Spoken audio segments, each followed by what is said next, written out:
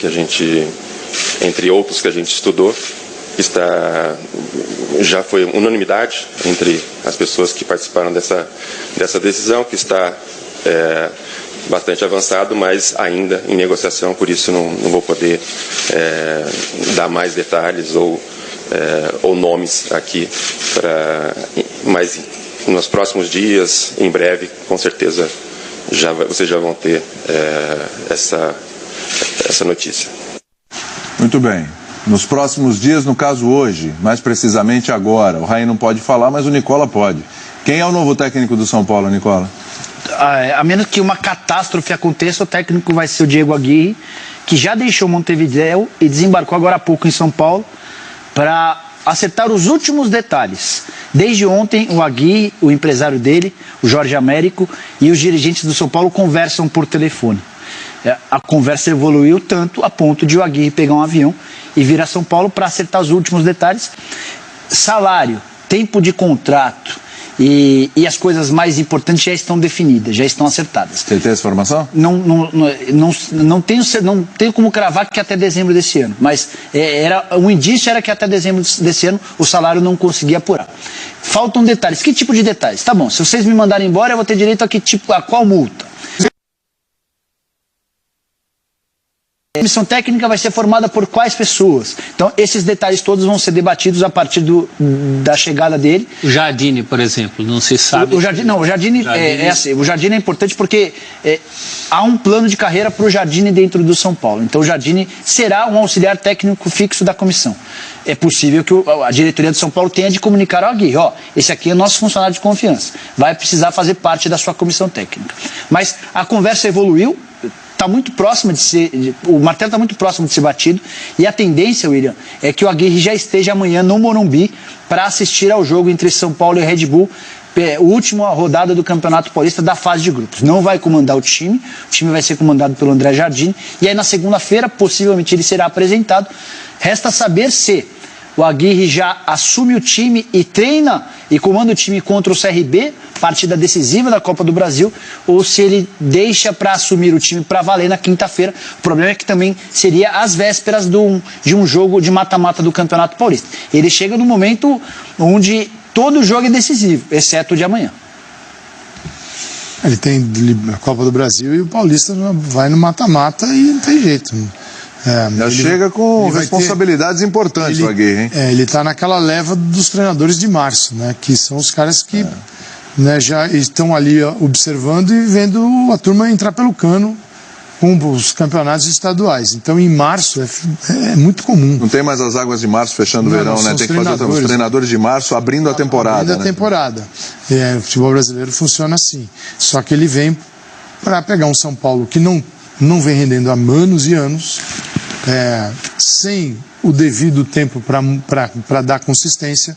Ele é um cara diferente, ele tem visões diferentes, os times dele são mais consistentes, e isso não é resolvido na conversa. Não é na conversa que você fala, olha, você vai jogar aqui, vai jogar ali. Ou você treina, se você não treina. Aliás, treinador que pede para o jogador, no jogo, fazer algo que ele não treinou, o jogador hoje sabe muito bem disso. O jogador já esquece. Porque você vai pedir algo assim, que você teve a ideia brilhante no banco de reservas de algo que jamais foi feito. Então isso é uma coisa que você produz no treino e joga. O seu treino tem que ser igual ao jogo e o jogo igual ao treino. É básico. O jogador desconfia do treinador quando o cara é o pardal à beira do gramado, sendo que nunca abordou aquele, agora você vai fazer tal coisa. Eu não fiz nada até agora, esse cara quer me expor, quer me sacanear. Então, assim, o Aguirre precisa de tempo. De tempo para definir, assim, e vai ter que ser muito, e isso ele tem experiência, conhecimento para saber criar um São Paulo mais consistente, definido em mata-matas e prosseguir vivo para entrar no Brasileiro. Sim, essa é a missão dele. É difícil também, porque atrás dele tem uma lista gigantesca.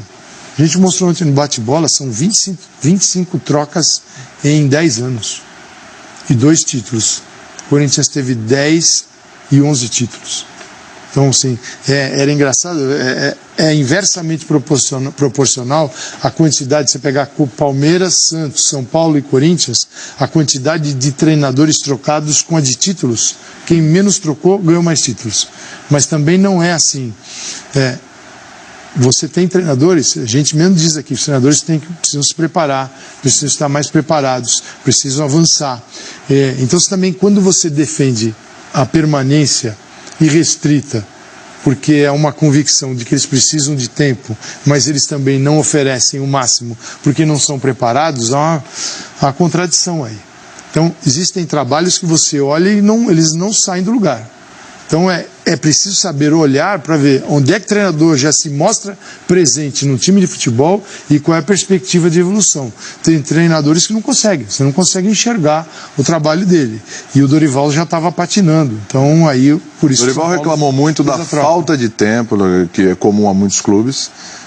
Reclamou muito disso, toda hora reclamava disso, da falta de tempo, porque não tinha o tempo para treinar, porque chegou fulano, chegou Beltrano, né, Diego Souza, Neném, tudo que a gente já falou, Trellis e tudo, e que não tinha tempo de dar liga nesse time e tal, mas que com o tempo esse time ia render, etc. O Aguirre chega numa situação que esse tempo para treinar que o Dorival não teve, também não vai ter. Mas ninguém vai ter. Né? Também não vai ter. Você vai chegar ele chega com esse desafio, que é a história do Diego Souza, do Nenê, que virou uma novela, parece um peso. Uma herança maldita. Uma herança maldita. E é mesmo. Não tem como desatar isso. Qualquer treinador que chegar ali vai ter que carregar, parece que vai ter que dar um jeito, a varinha de condão ali, fazer uma mágica para que todo mundo saia jogando, porque o Diego Souza foi caro, porque o investimento no Trellis foi alto. Um detalhe importante, né, que eu tô curioso para ver, porque o Aguirre, eu gostei muito dos trabalhos dele até hoje, inclusive no Brasil. Foram bons trabalhos que saíram. Foi um bom trabalho. Mesmo no Atlético, mas ele não transige. Ele é um técnico com muito pouco jogo de cintura nesse sentido. E o São Paulo hoje é o lugar onde mais se dá palpite em escalação, a começar das contratações, né? Uma das coisas que derrubaram o Dorival foi ele ter jogadores que não pediu e muito jogador com característica igual. É um nó, é um quebra-cabeça que qualquer treinador experiente ou não vai ter muito problema para armar. Eu iria no Jardim, eu acho que é uma tendência. São Paulo poderia aproveitar essa guinada para mudar a filosofia, porque o problema não é nome, é filosofia de jogo. Agora, o Aguirre é um técnico mais experimentado, mais cascudo. Como técnico, vai ter que mostrar muito mais do que mostrou como jogador do São Paulo. Como jogador do São Paulo, foi uma negação. Fez 15 jogos, meia dúzia de gols, o Tele chegou, ele foi um dos primeiros a ser afastado, né? Não vivia um momento bom da carreira dele, apesar que fez um gol de bicicleta contra o Grêmio na Copa do Brasil, uma das poucas coisas que ele fez. Agora, como técnico, tem a vantagem, é um estrangeiro, mas não é, né? É um estrangeiro nosso. Ele sabe de todos os nossos problemas, até pelas últimas experiências que teve. Sabe de calendário, sabe de pressão de diretoria, sabe de pressão de torcida. Tudo isso ele passou no Inter e no Atlético. Me parece, já que a diretoria não quer apostar no Jardine, me parece o melhor nome. Mas eu estou curioso. Eu não tenho muita convicção na escolha do Diego Aguirre. Por quê? Acho que o torcedor do São Paulo não tem convicção? Tenho certeza que o torcedor do São Paulo não tem convicção. Mas também não tem outro nome, que é a unanimidade. Eu, por exemplo, sugeriria o Cuca, e o Cuca ontem deixou bem claro que não assumiria o São Paulo nesse momento por conta do compromisso que ele tem com a TV Globo para comentar a Copa com direito a multa rescisória alta. São Paulo ontem trabalhava em cima de 4 nomes. O Luxemburgo, que havia uma rejeição interna, então São Paulo acabou descartando. O Cuca, que era bastante querido, mas que não pôde aceitar o convite. O Abel Braga, que já havia recusado convites de Flamengo, de Palmeiras, Atlético Mineiro. E empregado. Eu acho que nem chegou a ser consultado, porque o São Paulo já percebeu que não daria certo. E o nome do Diego Aguirre. O Diego Aguirre era qual opção? A ordem é essa? Não a sei. ordem de prioridade é essa? Eu não sei. Porque lá no Internacional, ele era a última das opções. Ele nem era opção porque não queria... Lembra? Eu acho que não é. O Vitório Pífero, certo? Eu acho que ele não era a última opção e eu vou explicar o porquê. Tem 3 homens que comandam o futebol do São Paulo hoje, abaixo do presidente Leco. Nessa ordem, o Raí, o Ricardo Rocha e o Lugano. E os 3 foram bastante favoráveis ao nome do Aguirre. Raí e Ricardo Rocha chegaram a jogar com Aguirre como atletas no São Paulo no início da década de 90 E o Aguirre foi o primeiro técnico da carreira do Lugano. Quando o Lugano ainda estava num time pequeno, Plaza Colonial, do Uruguai. Plaza Colônia. Dá até para dizer que o Lugano foi o maior incentivador do nome do Aguirre. Perguntar quem lançou o nome. E o Ricardo e o Raí compraram a ideia, gostaram da ideia. O estilo intransigente do Aguirre, citado pelo Celso, acho que contou a favor dele na escolha. O elenco do São Paulo é cheio de jogador mimimi. O Nenê, o Diego Souza, o Cueva, só para citar 3 bem importantes. O problema é que a diretoria ela também vai precisar de muita convicção, William. E ela não teve convicção com o Dorival. Primeiro, ao contratar os jogadores que ele não indicou. Esse atual elenco tem jogadores de nome, mas tem jogadores que não se encaixam. Vai ser quase impossível o Aguirre ou qualquer outro treinador colocar Cueva, Diego Souza, Nenê e companhia para jogarem juntos. Segundo, porque uma derrota para o Palmeiras não é motivo para a demissão do treinador. Você perde para o Palmeiras é o time mais rico do país. O Palmeiras é o grande favorito a qualquer conquista no futebol brasileiro. Você perde para o Palmeiras na casa do Palmeiras por 2-0. É a 6ª derrota do São Paulo. 6 jogos que o São Paulo fez no Allianz Parque, o São Paulo perdeu. Mandou embora porque o Diego Souza ficou no banco o tempo inteiro? Interrogação, como diria o outro. Porque o Diego Souza foi contratado e tinha que jogar? Porque a diretoria do São Paulo já tinha motivos para mandá-lo embora, mandar o Dorival embora, depois de perder para o Santos, perder para o Itaú e empatar com a Ferroviária em casa. O time da a escolha do Aguirre nesse momento, para mim, é preocupante. Você tem mata-mata na quarta-feira, você tem mata-mata no próximo final de semana. Você teria ficado com o Dorival? Até o fim do Campeonato Paulista. Dependendo. Mas aí qual era a tua condição para ele continuar no Brasileiro? Ir longe, me mostrar que ele é capaz de jogar bola. Não, mas assim, você estipulou o final do Campeonato Paulista, tá? Então aí o que é? Era ele chegar no título do Paulista? Não, ou ele demonstrar uma evolução no mata-mata? Demonstrar que o time é capaz de jogar bem contra os grandes, que é capaz de fazer bons clássicos. O Celso falou que o Aguirre não, é um estrangeiro, entre aspas, né? Porque conhece de fato o futebol brasileiro. Será que ele conhece a realidade do São Paulo de hoje? Ou será que ele vai ter que se adaptar a alguns jogadores? Por exemplo, o Valdívia, o melhor momento do Valdívia no futebol foi com o Aguirre no Internacional. Aliás, o Aguirre foi quem deu mais oportunidades, começou a dar. Aliás, o Aguirre tem esta característica que é o trabalho, o olhar para a base. Sim. Mas aí que tá, você acha que ele conhece... o São Paulo hoje tem muito interesse. Você acha que ele conhece o Brenner? Você acha que ele conhece o Shailon? Mas o Lucas Fernandes? Não, mas... Já viu, ele vê jogos. Tá bom, mas quanto tempo ele vai precisar para... mas é isso que eu estou falando. E o problema é que você tem decisão. O problema é que você tem decisão na quarta, vale a classificação para a próxima fase da Copa do Brasil. Na teoria, o São Paulo passa, já venceu por 2-0. Tem decisão no domingo. Se ele vai pegar o São Caetano. Se ele perde para o São Caetano na condição de visitante, ele vai criar para si e para o trabalho uma baita numa pressão. Acho que o momento da escolha, da troca do treinador, não foi legal. Eu acho, eu nem sou daqueles que não pode mandar técnico embora de jeito nenhum. Penso bem diferente. Mas ou tivesse mandado embora 2 semanas atrás, ou esperaria o fim do Campeonato Paulista para iniciar o novo ciclo. Perdeu uma boa chance de ter mandado embora antes para ganhar tempo. Agora, por outro lado, a Aguirre gosta de rodar elenco.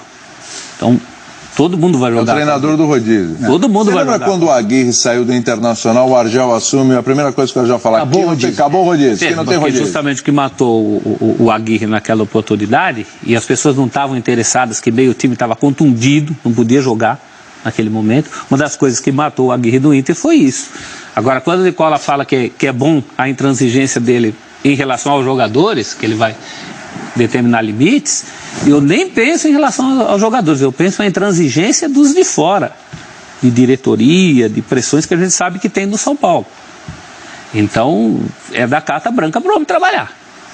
Se der carta branca e tempo, eu acho que vem fruto. É um bom técnico. Há muito tempo o problema do São Paulo está bem fora do campo e ele acaba vindo para o campo, né? Não é que o time é bom. Inevitável. Sim. Você tem lá um período sem conquista de título. Alguns times conseguiram ganhar com um ambiente ruim, com um ambiente assim bem estragado, quando você compara ao São Paulo. Corinthians campeão 2015 Campeonato Brasileiro. Como é que foi? Devendo quase para o elenco todo há meses. Foi. Conseguiram blindar de um jeito, com o Tite, ganharam o título. Depois venderam todo mundo. Aí Corinthians campeão 2017, brasileiro. O presidente quase sofreu impeachment. Foi. Aí teve que negociar cargos, o Roberto André negociou cargos, falou assim, escolheram no final do ano, quem tá aí? É o Carille. Ah, vai o Carille, vai você. Você viu, aquela primeira entrevista é sensacional, né? O Carille foi o cara que menos falou. São 40 minutos para explicar o Carille. Para explicar o Carille. Aí o Carille virou a referência, porque deu certo. Mas eles tinham essa convicção? Não tinham. Era o que era possível fazer naquele momento. Então, assim, por linhas bem tortas, né? Eles nunca se encontram. Não. O Corinthians conseguiu. Você não se pode também criar uma tendência. Todo mundo tem um Carille. Acho que o Jardim é ótimo. Agora o risco de queimar é grande, porque você bota o cara no meio do incêndio, veste ele de bombeiro e, por favor, agora é sua chance. Acho que esse período de experiência, sendo visto, dando treino, participando, aí tem que conversar com a Aguirre, esse cara é importante. Ele não é o terceiro auxiliar, aquele que você vai pôr ali para ficar carregando, puxando a trave e a barreira. Ele vai... Aí o São Paulo tem que conversar e explicar para o Aguirre qual é o sentido daquele profissional na comissão técnica, que vai utilizá-lo lá na frente. E que ele é importante e ele é fixo no clube. Perfeito. Aí eu acho que é um período para desenvolver para ele.